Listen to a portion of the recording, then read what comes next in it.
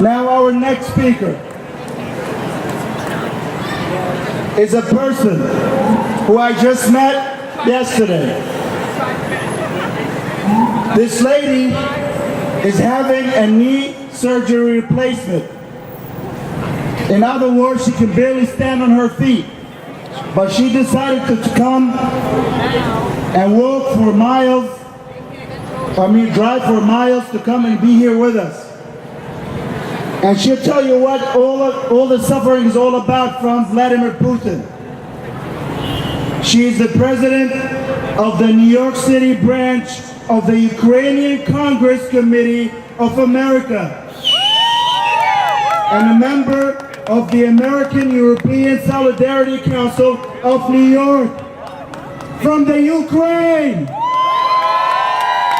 Please give a warm welcome for Ivanka Zajac.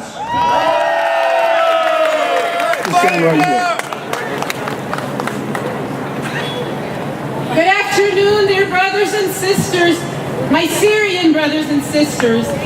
The Ukrainian community worldwide stand with you. We cry with you, and lately it has been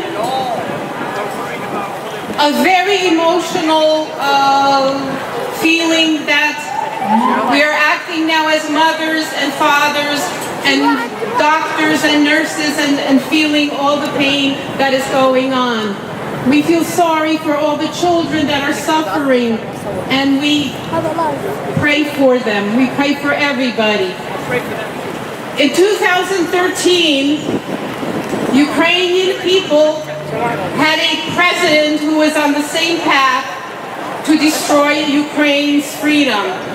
The Ukrainian people stood together for many months in freezing weather to get rid of this President Yanukovych.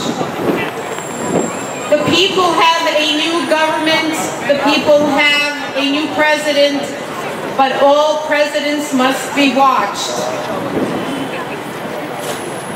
A year later, it turned out that the Russian president, the former KGB agent, started making his moves on countries that wanted freedom and democracy.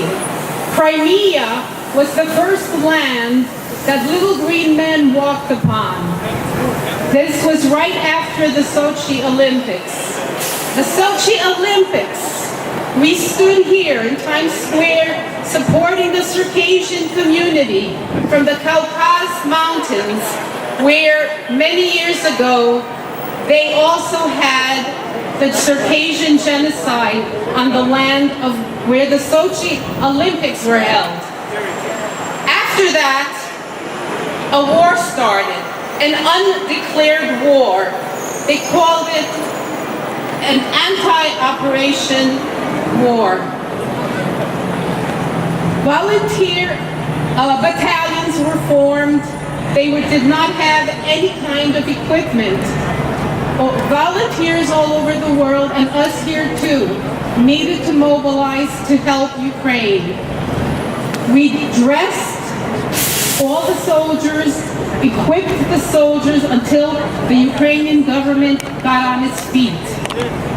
And as the months went by, the war continued and continued. We lost many young men, but we also lost families and children. 3,000 children, families from the Donetsk, Luhansk area. Many, many displaced, millions of displaced people. We feel what you are going through. You must stay together and think day by day that you are doing this for them and for your children here. You must continue with the language, with studies, with culture, so those that can will continue. We've learned that this war was not going to stop when we wanted to. This was going to be a very, very long continuation of aggression. The aggression continues to the Baltic countries to the north. It continues to Ukraine. and now it is continuing to Syria. This is a type of person who is evil, and all they think about is having world dominance.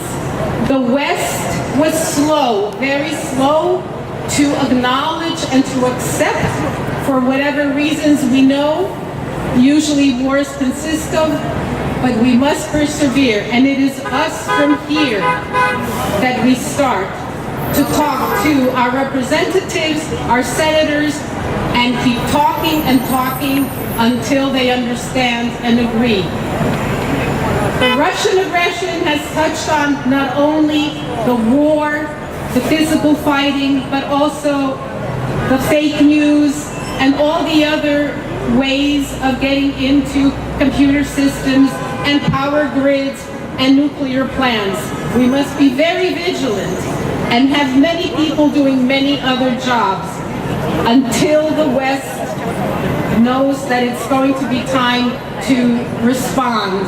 Unfortunately, the response is going to be very, very hurtful in a very possibly big war.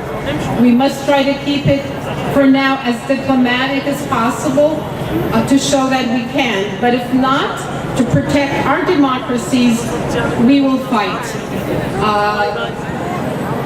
I pray for all these little children here. I pray for the children in Syria. As we say to our soldiers and our children that have died, forgive us. Forgive us that we cannot act any faster to make all the other people listen. But please keep praying and helping, and we will now work together. God bless you. God bless you. Thank you.